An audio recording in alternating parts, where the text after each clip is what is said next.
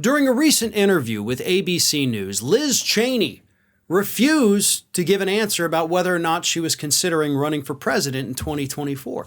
In fact, she said, "I'll make a decision about 24 down the road. The single most important thing is protecting the nation from Donald Trump." So that's not a no, right? "I'll make a decision later," which means she has not ruled it out. Like, it is still very much a possibility that Liz Chaney could run for president in 2024. She's gone on to say in the same interview, quote, "A man as dangerous as Donald Trump can absolutely never be anywhere near the Oval Office ever again. Those of us who believe in Republican principles and ideals have a responsibility to try to lead the party back to what it can be."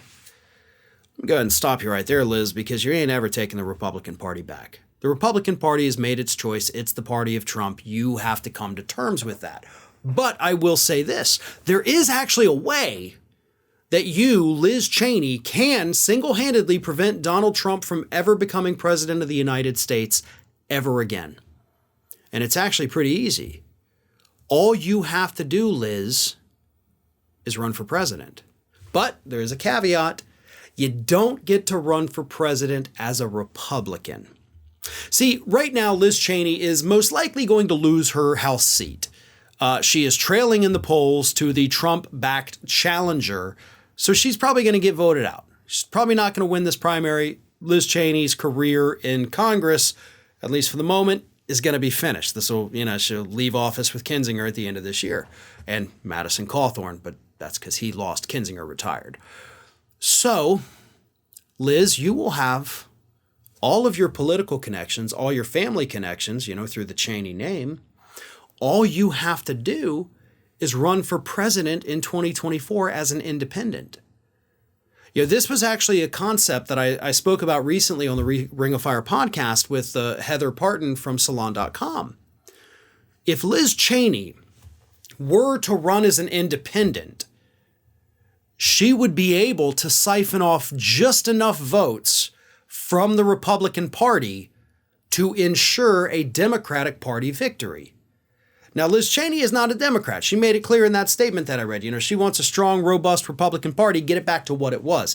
But the only way that can happen is to get all the MAGA people out of office, which isn't just Donald Trump. It would include people like Ron DeSantis. It would include people like Nikki Haley. It would basically mean that you would have to have a Republican in office that was, a Chris Christie or a Mitt Romney, a traditional Republican that's horrible on the issues, but not as abrasive and hateful as the MAGA crowd. Still a horrible option for the country, but just not as bad, I guess, as the MAGA folk. But Liz Chaney running as an independent would basically be pulling a Ross Perot. The only reason we ever had Bill Clinton as president, both the first and second term, by the way, because the guy never cracked 50% of the vote here in the United States, the only reason he won both of those races is because of Ross Perot. Ross Perot running as an independent, libertarian, whatever the hell he, claimed to be, siphoned off enough Republican votes from both George H.W. Bush and then, of course, oh my God, his name escapes me. I can think of his face perfectly. Oh my God. Anyway, Clinton ran against him in 1996. I cannot believe I am drawing this blank right now. Bob Dole. Whew, got it. Bob Dole. Anyway, Ross Perot siphoned off enough Republican votes to allow both of those men to lose and Clinton to win. That happened. Both go look at the numbers. It's actually quite shocking and kind of reshapes the whole narrative about what actually happened with the Clinton Democratic revival in the 90s. It was kind of fictitious because Ross Perot gave it to you. But Liz Chaney could do the same thing in 2024. Right? She's not going to get enough votes to win, so we don't have to worry about that, but she is going to appeal to the classical conservatives. She has the connections through her family name and her years and their family's years in politics. She'll get the money. She can do these things on a national level, things that she can't do in her own district that, of course, again, she is losing right now. But if she could pull 10,000 votes away from a Republican in Wisconsin, 20,000 away in Texas, suddenly we could be looking at a very different electoral map here.